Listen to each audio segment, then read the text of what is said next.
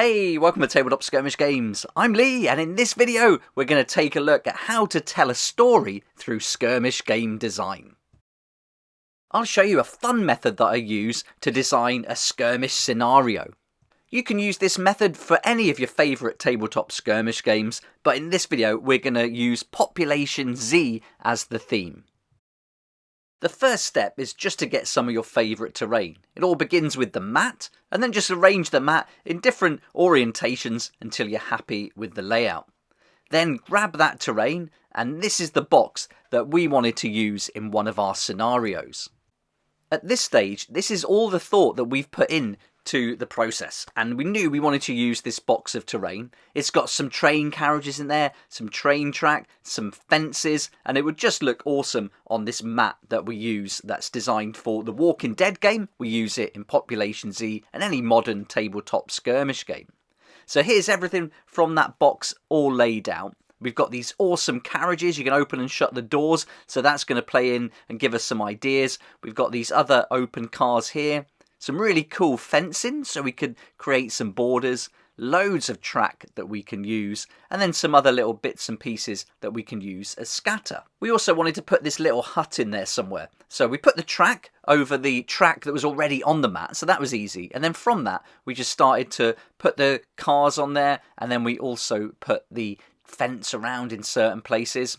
We need some trees. This is going to bring it to life. So we grabbed some of our trees and then just dotted those around, starting off where we thought they might naturally start to form in this environment. Again, no planning here, just moving it around, putting it where we think it looks good, and then just breaking it up. So we're not putting everything really close together, just spreading it out a bit. And then these trees really start to bring it to life. It's also cool to put some trees and bits of terrain outside of the playing surface. Although we're only going to play on this square, all these little bits outside are going to help just create the environment and make it as immersive as possible. So we put a few trees outside of the playing area too.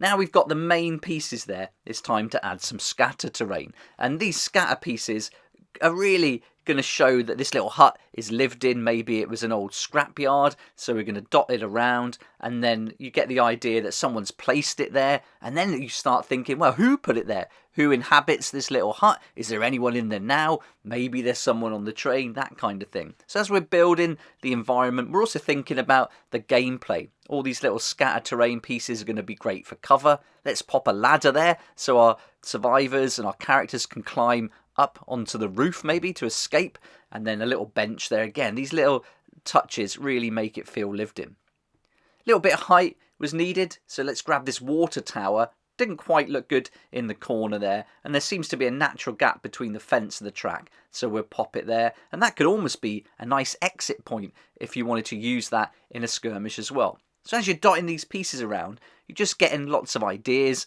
and then all these little cogs are great. So now it's definitely cemented in my mind that this is going to be some kind of scrapyard, and it makes sense that the train runs through it as well. Maybe they stop there to unload or load some scrap metal from time to time. So with these little steps, you're starting to build a story, starting to imagine different inhabitants, what goes on in the space, and also coming up with ideas maybe for objectives. Perhaps we have to search the building. Maybe there's something in that little building in the top right of the screen there. Or maybe these crates contain something we have to rummage around. And if we go inside the building, let's put a few things in there as well so it's all ready. And at this stage, you can start looking at different angles and just really starting to think who lives there and who's going to take part. So now we can grab our box of survivors in the case of Population Z, and the survivor we're going to use in this little scenario is going to be on our website really soon. You can see a few on there already if you want to go and download those for free. Here's Bubblegum, and what we'll be doing with our character is giving them a job, a hobby. We'll be giving them all the stats as well, and the weapons that kind of suit the scenario and the layout. So all this is going to be informed by this table that we've set up and the terrain that we've used. We've got our main character, now we need some NPCs, loads of zombies to choose from the box, and again, we've got all the cards and examples on our website if you want to grab hold of those for free. Once we set up the table, my son Nicholas and I really got to thinking about what story we could tell. And if you've got kids, this is such a fun activity to do. Grab some terrain you like, just start playing around with it and coming up with stories. And we decided that we had to include this train, and we really wanted to make use of that idea of the door opening. And so we're going to bring Hobo Joe into the story. And he's fell asleep on the train, woken up in Huntsville, and the zombie apocalypse has taken over the town. As he arrives in the scrapyard, he notices a dog cornered, pinned up against a tree, being surrounded by these zombies. And you can see one of the zombies is themed as a workman, which makes sense for the scenario too. So now we've got our theme for the skirmish, and we can start thinking about maybe some objectives. So the first objective here is to help this poor dog out. And the good thing with Hobo Joe is that we designed him as an animal rescuer, which again just naturally fits in with it. So all these little serendipitous little things come up, and it's really fun. And so he's going to try and distract the zombies and give the dog space to get out and maybe run towards him. And then we've got to think about maybe they've got to get to the building, perhaps go through one door and out the other, search while they're in there, and then make their way out through that little gap, maybe up the road, who knows. But all the time they're going to be chased by the zombies. And then it's thinking about where to place the dog. Do we put him in the corner, in the middle, which would be best for the scenario? And then when we think about if we're going to set a certain number of rounds as a little challenge, then we can think about how many rounds we need to move from one place to another. So we at least set enough rounds to be able to escape.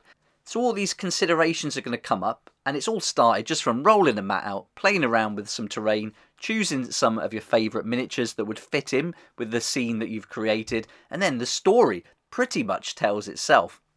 And with the scene set, now it's time to actually play the game and see what happens. And this is a great way to create a backstory for your favourite Population Z characters, or just to play a quick game when you haven't got as much time.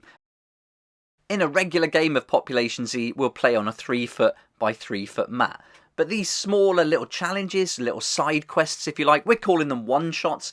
We're going to use those as something you can play in addition to the campaign skirmishes. And I think that's going to be great fun. But if you want to see what happens in a game of Population Z, check out our tutorial demo game. I'll link to it at the end of this video. And if you're wondering how the rules play out, we've done a complete how to play series, parts 1 right through to part 11, going through every aspect of the game. And we've even made a video showing you how to get started with the zombie genre for tabletop skirmish games. I'll pop a link at the end of this video to our book overview so you can find out exactly what the game's all about and everything that's included in the book. And I'll also put another link to our asset book, which is an optional extra to enhance the game.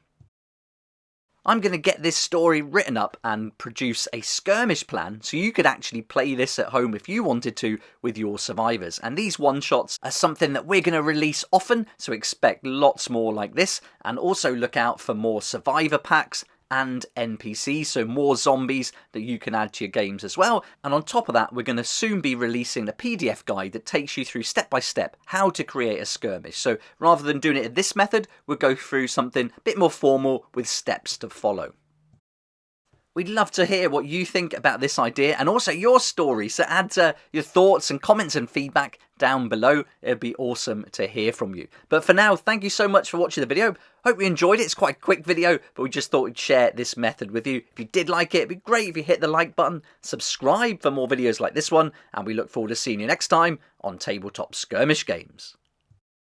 Thank you so much to my Patreon supporters for helping me to keep going with these regular videos. I couldn't do this without you, and I appreciate your support so much. If you'd like to join the Patreon community, support the channel, get some great perks at the same time, there's a link down below in the description. It'll be awesome to see you there.